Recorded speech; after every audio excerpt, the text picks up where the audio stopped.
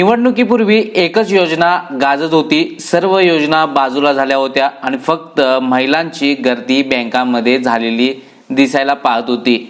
लाडकी बहीण योजना महाराष्ट्र शासनाने महाराष्ट्र सरकारने निवडणुकीपूर्वी मुख्यमंत्री माझी लाडकी बहीण योजना ही आणली आणि या योजनेचे 2 GR सुद्धा आणलेले होते। या 2 GR मध्ये अपात्र महिला कोण आणि पात्र महिला कोण याबाबत स्पष्टता दिलेली होती।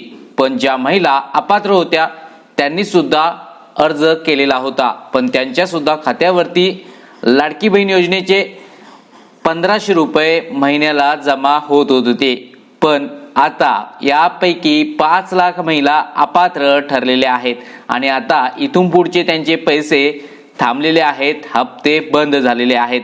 स्वतः आपल्या राज्याच्या बालविकास मंत्री आदिती तटकरे यांनी ट्विटद्वारे संबोधित केलेलं आहे की या 5 लाख महिला कोण आहेत आणि अपात्र झालेले आहेत, तर यांना इथून पुढचे हप्ते मिळणार नाहीत। तर यापूर्वीचे हप्ते मिळतील का हे पण आत्ताच्या व्हिडिओत पाहूयात।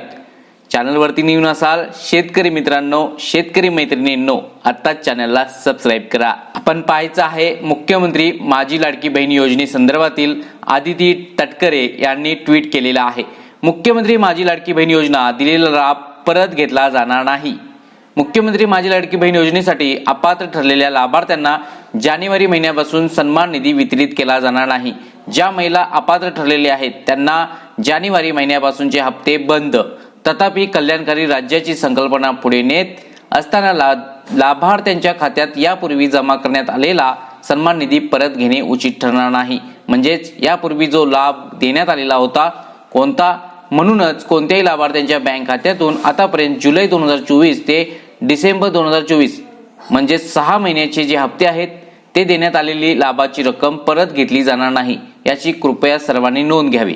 म्हणजेच जे अपात्र महिला आहेत त्यांना 6 हप्ते जरी भेटले असतील तर इथून पुढचे हप्ते त्यांचे वसूल केले जाणार नाहीत आणि इथून पुढचे हप्ते सुद्धा त्यांच्या खात्यावरती सोडले जाणार नाहीत। तसेच जे मागील हप्ते भेटलेले आहेत ते सुद्धा घेतले जाणार नाहीत असं ट्विट दिलेलं आहे। त्याच प्रकारे अधिक स्पष्टता मुख्यमंत्री माझी लाडकी बहीण योजना दिनांक 28 जून 2024 व 3 जुलै 2024 रोजी निर्गमित करण्यात आलेल्या शासन निर्णयानुसार अपात्र ठरणाऱ्या महिलांना मुख्यमंत्री माझी लाडकी बहीण योजनेतून वगळण्यात येत आहे।